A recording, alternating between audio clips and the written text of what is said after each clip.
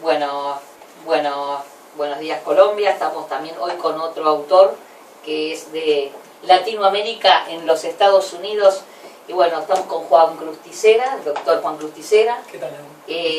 Bueno, me gustaría que te presentes y que refieras un poco tu currículum para que la gente que va a representarte para colocar los libros en los distintos lugares sepan quién sos y bueno, y empecemos después a desarrollar la temática del libro Latinoamérica en los Estados Unidos. Por supuesto. Bueno, mi nombre es Juan Cruz Ticera, soy doctor en Relaciones Internacionales por la Universidad del Salvador. Soy docente de esa universidad e investigador también del Instituto de Investigaciones en Ciencias Sociales. Doy clases en el grado, en carreras de Ciencia Política y Relaciones Internacionales, y también en maestría y en doctorado en temas de seguridad sobre todo, y en algunos talleres también de metodologías, ayudando a las jóvenes generaciones un poco a hacer sus investigaciones de maestría y de doctorado. Bueno, dicho esto, ya sabemos lo que abarca este tipo de temáticas, pero bueno, vamos a la primera pregunta que siempre me hace Marta Suárez. ¿Cuáles serían las universidades y los nichos de mercado de Latinoamérica en los Estados Unidos? Que habla de inmigración, habla de seguridad, el enfoque económico que resulta, o sea, si nos podés contar y decirles para que ellos vayan a manejar esos canales. Por supuesto. Bueno, el área temática y principal que tiene el libro y en lo cual trabajo yo son las relaciones internacionales. Puntualmente es eso. Después hay toda una perspectiva abierta dentro de lo que es la política internacional, lo que sería la ciencia política. O sea, Universidad de Ciencias Políticas, politólogos. Exactamente. Relaciones internacionales. Exactamente. El ámbito de la seguridad internacional también. Seguridad, que es un tema muy celoso y que hoy en todo el mundo es un tema de prioridad. Exactamente. Y vas a ver también, va a ver la gente en los primeros capítulos, sobre todo en el primer capítulo y en el segundo capítulo del libro, yo trabajé mucho con una socióloga, donde trabajamos mucho lo que es el concepto de identidad, las cuestiones culturales, el perfil del inmigrante latinoamericano, y ahí hay mucho trabajo de lo que es la Escuela de Chicago, la Escuela de Sociología. O sea que va para sociología también. Exactamente. Y a su vez también economía, porque estábamos hablando hace un rato, con Juan Cruz, el tema cómo impacta en la economía de un país el ingreso de inmigración. Obviamente hay que estar preparado porque la gente tiene que primero hablar el idioma, o sea, hay todo un consumo de adecuación que es un gasto también económico, y la incorporación en la parte de estudios, de la parte laboral, el consumo y un montón, y la permanencia. Obviamente, y cómo influye en la seguridad, porque también hay un gasto en seguridad bastante fuerte. El fenómeno Trump, dado que vos estás focalizando Latinoamérica, o sea, todos los latinos, nosotros en los Estados Unidos, y bueno, y hoy Trump sigue a fondo el tema de la muralla, bueno, y ahí... Totalmente, hay un número que va a resaltar un poco la importancia de esto, por eso esta idea de plantear Latinoamérica en los Estados Unidos.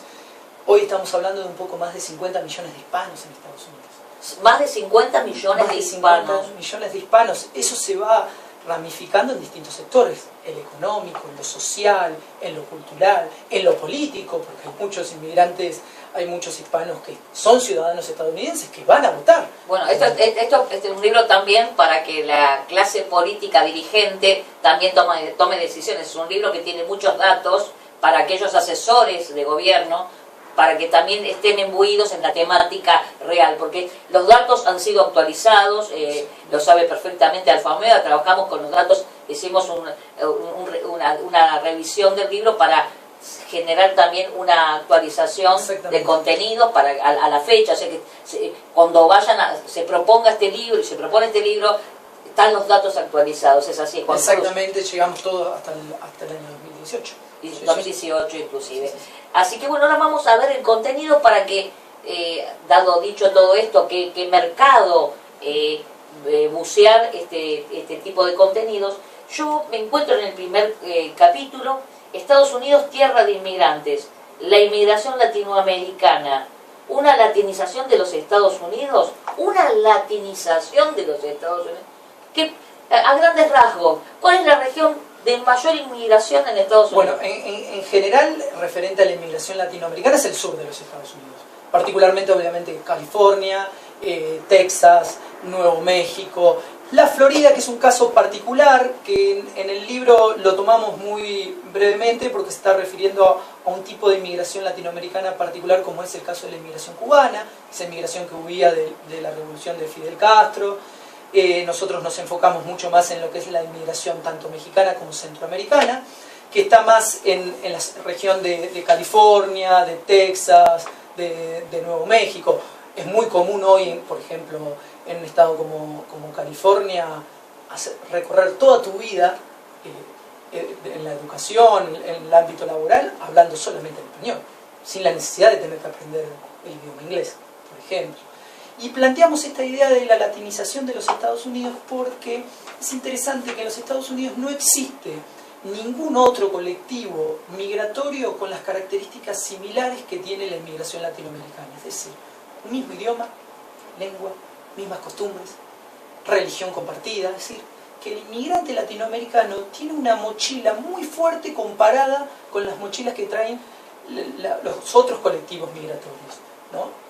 Resalta obviamente la lengua, ¿no? El idioma español es sumamente importante. Por eso es que hablamos de el perfil del inmigrante y si existe esta idea de un yo latino, ¿no? Acá dice, ¿existe un colectivo latino?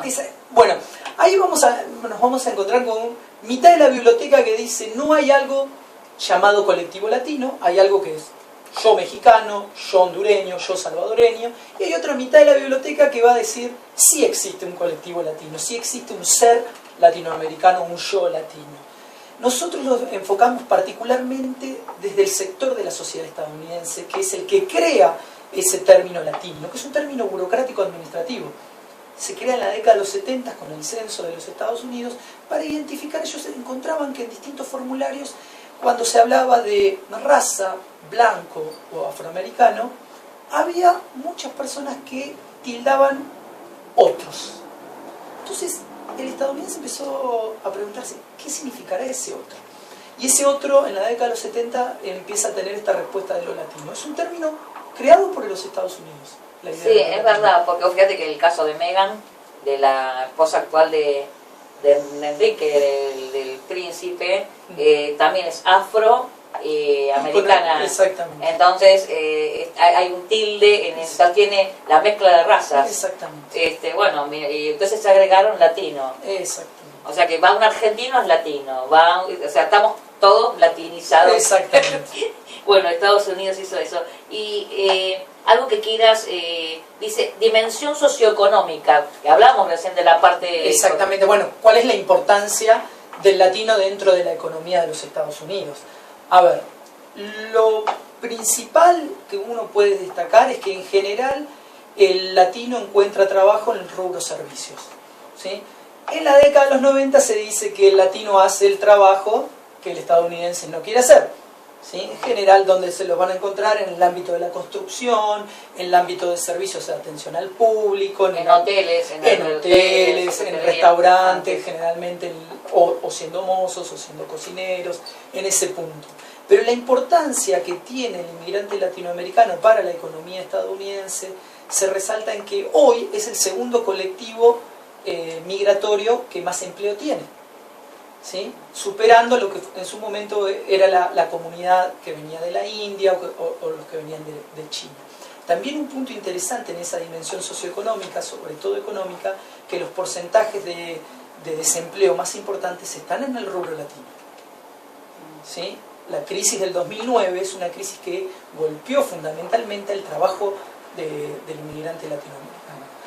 Y otro de los factores que se toma dentro de ese punto de dimensión económica es ¿qué hace el latino con el dinero? ¿Sí? No solo vive en América Latina, sino que tenemos que recordar que han dejado familia en sus países de orígenes. Ahí hablamos mucho y trabajamos mucho sobre lo que es el concepto de remesas. La importancia que tienen las remesas del envío que hacen los latinos que están dentro de los Estados Unidos a sus familias en sus países de origen. Por ejemplo, para Honduras o para El Salvador, suponen las remesas el segundo ingreso dentro de la economía de sus países. Claro, o sea que van mandando dinero hacia afuera Exactamente. y eso se llama remesa. Exactamente. ¿Y que utilizan medios o sea, bancarios o ilegales? Hay de todo. De todo, porque eso depende de la condición del latino que esté en los Estados Unidos. Obviamente, si el latino que está trabajando dentro de los Estados Unidos es indocumentado, utiliza canales ilegales de transferencia. O sea que de en dinero. Estados Unidos existen. Pero bueno, es un capítulo aparte, sería un capítulo aparte, pero vamos al contenido oficial. Bueno, ves que se habla de la economía, la injerencia de los ingresos que se fugan, que bueno, obviamente Estados Unidos lo debe tener analizado y son los problemas que tilda el gobierno. Que no le gusta para nada a Trump. Exacto. Capítulo 2. La política migratoria estadounidense y el surgimiento de la amenaza del inmigrante latinoamericano. La amenaza. Exactamente. Esto arranca un poco con lo que es la política migratoria de los Estados Unidos. Yo siempre le digo a mis alumnos o cuando estoy en los medios de comunicación y me preguntan cómo es el sistema migratorio de los Estados Unidos, lo primero que les contesto es que el sistema migratorio estadounidense está quebrado. ¿Sí? Eso posibilita entender por qué Trump puede jugar tan libremente el juego de la securitización del fenómeno migratorio. No hay una reforma migratoria en los Estados Unidos sustancial, verdaderamente abarcadora, desde el 1986, con el gobierno de Ronald Reagan, un republicano. Muchas veces algunos asocian equivocadamente a políticas duras con los republicanos, políticas blandas en temas migratorios con los demócratas. Eso no siempre ha sido así. No, siempre fue igual. Yo lo veo con, bueno, no, o sea, obviamente lo has estudiado, lo has profundizado, y siempre veo el mismo destrato. General, o sea, sí. Primero, bueno, el problema que tienen es la inmigración que ha ido creciendo. Pero nunca, o sea, las medidas las toman, siempre han tomado medidas duras. Sí, sí, Obama también tomó medidas duras. Obama, la administración de Obama es la administración que más inmigrantes latinoamericanos deportó en la historia de los Estados Unidos. Por eso, o sea, es lo que habíamos hablado en una charla. O sea que evidentemente hay cosas que, bueno, y acá este capítulo... Desde el 86 hasta la fecha, lo que ha habido al sistema migratorio han sido parches. En la década de los 80 surge lo que vos nombraste recién, que es esta narrativa de la amenaza latina. Sí. Esa narrativa de la amenaza latina tiene dos partes. En los 80... El famoso relato. Exactamente. En todas partes está el relato. Exactamente. Entre los 80 y los 90, esa narrativa de la amenaza latina iba asociada con las cuestiones de empleo y en los 90 del narcotráfico. Asociar a que el inmigrante que viene a robarte el empleo, el inmigrante que viene está asociado con el narcotráfico de Colombia. Fue lo primero que dijo Trump cuando asumió. Es un revival que ha hecho Trump. Y se lo indicó a México directamente. Exactamente. O sea, me acuerdo que fue terrible. La narrativa cambia después del 11 de septiembre. Porque ahora la narrativa no va a estar asociada a cuestiones económicas o de narcotráfico, sino al terrorismo. Tratar de asociar o de vincular al terrorismo con la inmigración. Guarda, el discurso de Bush en ese momento, es un discurso que retoma ahora Trump, decía, guarda que los grupos terroristas pueden utilizar los canales que utiliza la inmigración indocumentada para entrar a los Estados Unidos. Eso es una falsedad enorme. Enorme porque ningún atentado que hubo en los Estados Unidos o los que estuvieron pasando en Europa en estos momentos fueron hechos por inmigrantes indocumentados, por terroristas que entraron de manera ilegal a esos países. Yo siempre les cuento a mis alumnos particularmente, en los medios también, imagínense que en el 11 de septiembre los que cometieron los atentados terroristas, por ejemplo, tenían visas expedidas por consulados, por embajadas de los Estados Unidos. Pero también tomaron clases de vuelo en los Estados Unidos. Imagínense que si hubiesen sido indocumentados no podrían haber tomado clases de vuelo. Imaginen toda la logística que implica un atentado terrorista. Mucho dinero implica esa logística, yo me acuerdo que había gente entrenada en Estados Unidos. Ni hablar. Pero sumale a toda esa logística tratar de entrar por la frontera sur de los Estados Unidos. Cruzar México, con lo difícil que es cruzar México. El Río Grande, el desierto, te están esperando drones, las patrullas fronterizas, muros que tiene los Estados Unidos, que no los inventó hoy Trump, que ya se vienen construyendo desde el gobierno de Clinton. Bueno, entonces, es verdad lo que estamos hablando, que bueno, y todo esto lo trata el capítulo este. Discutimos eso en el capítulo 2. Pasamos al 3, política de seguridad estadounidense y el escenario posterior, migraciones, narcotráfico, uno de lo que estamos hablando un poco, ahí, profundizando, el perímetro de seguridad de los Estados Unidos y los complejos de seguridad regional, RCCT, las estrategias de seguridad nacional de Estados Unidos, las estrategias que son muchas, por lo que estamos viendo. Bueno, ahí tomamos... La administración Bush, que estabas hablando, 2002-2006, la administración de Barack Obama, que estuvimos hablando también.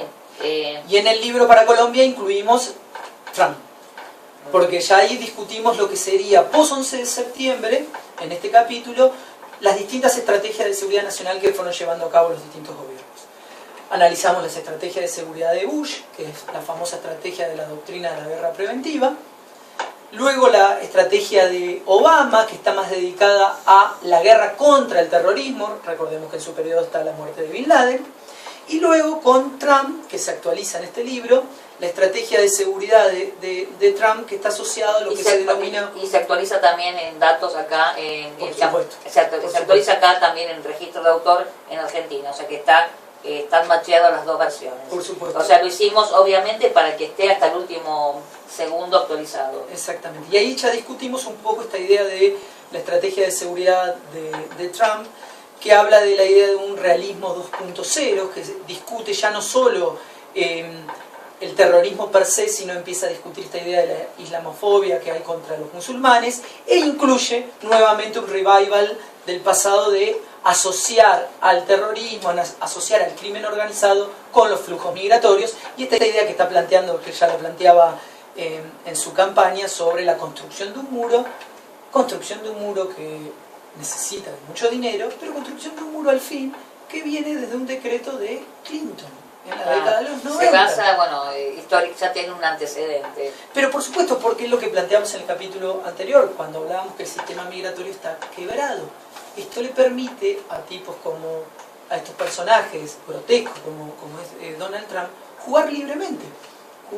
Porque le dan toda la jurisprudencia para poder hacerlo. Totalmente. En el capítulo 4 vemos la inmigración latinoamericana como amenaza a la identidad cultural y estadounidense. Factores sociales. ¿Es una amenaza verdaderamente el factor cultural latino en los Estados Unidos? Y la seguridad societal habla, Bueno, ¿se acuerdan que en el título del libro planteamos la idea de Latinoamérica en los Estados Unidos? Sí. Pero en la bajada hablábamos un poco del dilema de la seguridad societal y el reto hispano. ¿Qué es esta idea de la seguridad societal? Dentro de lo que es la rama de las relaciones internacionales hay una subdisciplina que es la seguridad internacional. Pero la seguridad internacional también tiene subdisciplinas. Hay conceptos como seguridad humana, seguridad democrática, seguridad alimentaria, y hay un concepto que es seguridad societal, que implica cómo cuestiones culturales o identitarias son llevadas a las agendas de seguridad, como si fueran temas de seguridad clásica. Hay ciertos sectores de los Estados Unidos, hoy eso está bien enmarcado en lo que sería la discusión o el diálogo de Trump, pero el Tea Party en su momento fue bastante conocido, que pretende que las cuestiones culturales e identitarias sean atendidas dentro de las estrategias de seguridad de los Estados Unidos. Y observan en esta idea del reto hispano al inmigrante latinoamericano como una amenaza en clave identitaria. Es decir, vienen por mi cultura, vienen por mi identidad. Por lo tanto, la respuesta tiene que ser securitizarla. Perdón, pero no sería el relato que siguen haciendo, es el relato, la amenaza. Bueno. Es el relato, vienen por mí, es para que la gente tome más fobia hacia los inmigrantes. Totalmente. O sea, ¿y cuál es la seguridad que aplican? En general, vas a ver tanto en el capítulo 3 como en el capítulo 4, son todas políticas migratorias restrictivas que cuando uno las empieza a analizar tienen claramente un componente xenófobo y racistas. Por ejemplo, en su momento quedó todo muy frenado en general por los jueces federales. Una reforma, un intento de reforma migratoria o leyes que llevaron a algunos estados, a algunos condados para tratar, por ejemplo, de prohibir el idioma español en las escuelas. A mí me pasó que yo estaba en un hotel de Estados Unidos en Nueva York y que la señora que estaba haciéndonos el cuarto, qué sé yo, hablaba en inglés, y entonces digo, ¿pero vos de dónde sos? Me dice Venezuela, no, habla castellano. Que no diga nada, me dijo que iba a hablar castellano, pero evidente, español. me llamó la atención, ¿no? Hubo otras leyes más O sea, interesantes. ahí te das cuenta cómo se dan cuenta. Bueno, está muy bueno. O sea, todo, bueno, creo que está muy claro los conceptos que maneja este libro, y sociología, economía, migración, digamos, obviamente es para la parte abogacía, abogados. Sí, porque hay leyes migratorias, o sea, ahí se hacen un festín. Realmente un libro que obviamente muy linda la tapa que sacó Colombia también. Bueno, estamos muy contentos. Bueno, ha sido Juan Cruz Tisera para Colombia y Adriana Rodríguez directamente de Editorial Almaluz, contando de qué trata el libro y cuál es el público profesional que puede trabajar con este libro, y a su vez también para el público en general, porque creo que todos los temas en cuestión son de importancia de todos. El tema es, quieren, el desafío o el reto para mí es, hay que leer este tipo de contenidos para saber en el mundo que nos toca vivir hoy. Totalmente. Y de alguna manera saber a qué se atiene el inmigrante que va a los Estados Unidos, y obviamente la inmigración latinoamericana, a qué se predispone y cómo va a ser tratada y cuáles son los derechos y los pocos derechos que tiene, y bueno, y cómo se va a ir integrando, y que realmente Estados Unidos necesita verdaderamente de la inmigración, porque realizan tareas que ellos realmente no hacen. Pero bueno, o sea, el dilema acá es, ¿seguirán limitando el ingreso o seguirán ingresando muchos más cada año? Los números por ahora siguen diciendo que nos disminuye esa inmigración. No disminuye. No disminuye, puntualmente, no disminuye la inmigración indocumentada. Bueno, acá estamos. Gracias, gracias a Colombia. Buenas tardes.